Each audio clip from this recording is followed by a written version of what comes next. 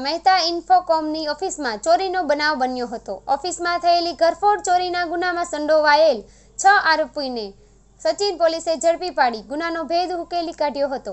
આરોપીઓએ ઘરફોડ ચોરીની ઘટનાને અંજામ આપ્યો હતો।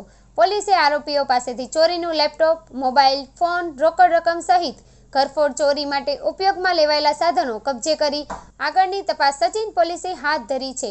સચિન પોલીસે પોલીસના ચોપડે નોંધાયેલા ઘરફોડ ચોરીના ગુનાનો ભેદ ઉકેલી કાઢવા પોલીસ દ્વારા 2 અલગ અલગ ટીમો બનાવવામાં આવી હતી, જેમાં સીસીટીવી ફૂટેજ અને હ્યુમન સોર્સના આધારે આરોપીનું પગેરું મેળવવાની દિશામાં તજવીજ હાથ ધરવામાં આવી હતી। પોલીસે સીસીટીવી ફૂટેજ તેમજ હ્યુમન સોર્સના આધારે ઘરફોડ ચોરી કરનારા આરોપીઓની તપાસ આદરી હતી, જેમાં સુરતના ઉધના સ્થિત બીઆરસી ખાતે આવેલ પ્રભુનગરના એસએમસી આવાસમાં રહેતા હોવાની માહિતી સામે આવી હતી, જેના આધારે 6 આરોપીઓને ઝડપી પાડવામાં પોલીસને સફળતા મળી હતી।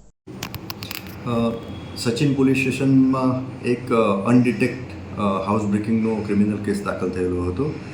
તેમાં વિગત એવી છે કે સચિન પોલીસ સ્ટેશન વિસ્તારમાં સચિન સ્ટેશન રોડ ઉપર એક કોમર્શિયલ કોમ્પ્લેક્સ આવેલું છે। એમાં મહેતા ઇન્ફોકોમ નામની એક શોપ આવેલી છે।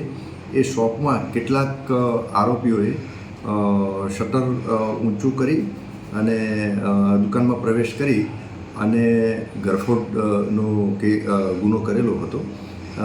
આ દુકાનમાંથી રોકડા રૂપિયા 90,000 અને ઇલેક્ટ્રોનિક ઇક્વિપમેન્ટ્સ એટલે કે mobile phone, power bank, earbuds, smart watch, laptop, memory card અને પેનડ્રાઈવ મળી અને કુલ 5,72,830 રૂપિયાની કિંમતનો મુદ્દામાલ ચોરી કરીને લઈ ગયેલા હતા। ગુનો દાખલ થયો એ વખતે અનડિટેક હતો। સ્થાનિક પોલીસ સ્ટેશને આ બાબતમાં મહેનત કરી અને હ્યુમન ઇન્ટેલિજન્સ અને ટેકનિકલ સર્વેલન્સની મદદથી આ ગુનો ડિટેક્ટ કરેલો છે અને આ ગુનામાં ટોટલ 5 આરોપીઓ મળી આવેલ છે અને આ 5 આરોપીઓની એકત્રિત થયેલ પુરાવા આધારે ધરપકડ કરવામાં આવેલ છે। આ આરોપીના નામ જણાવું તો એક સુનિલ માનતુ નીનામા, બીજા બહાદુર ઉર્ફે બાલુ રાવજીભાઈ કટારા, ત્રીજા મનોહરલાલ ઉર્ફે મેન્દ્રુ તારાચંદ મૈડા, ચોથા રમેશ ઉર્ફે સુનિલ નરુ નીનામા, પાંચમા વિનોદ પુંજાલાલ નીનામા અને છઠ્ઠા મુકેશ લાલસિંહ ગણાવા। આ 6 આરોપીઓની ધરપકડ કરેલ છે અને આ 6 આરોપીઓની પૂછપરછ દરમિયાન જે હકીકત ખુલેલ એ આધારે પોલીસે આજે ઘરફોડમાં ગયેલ તમામ મુદ્દામાલ એટલે કે 90,000 રોકડા અને બીજા જે ઇલેક્ટ્રોનિક ઇક્વિપમેન્ટ્સ એ ટોટલ 5,72,830 ટોટલ મુદ્દામાલ તપાસ દરમિયાન રિકવર કરેલ છે। હાલમાં ગુનાની તપાસ ચાલુ છે। આ જે ગુનેગારો છે અગાઉ પણ સુરત અનેક પોલીસ સ્ટેશન એમનો ગુના નોંધ્યા છે। હાલમાં ગુનો ડિટેક્ટ થયેલો છે અને આજે 6 આરોપીઓની એરેસ્ટ કરીને પ્રાથમિક પૂછપરછ ચાલુ છે।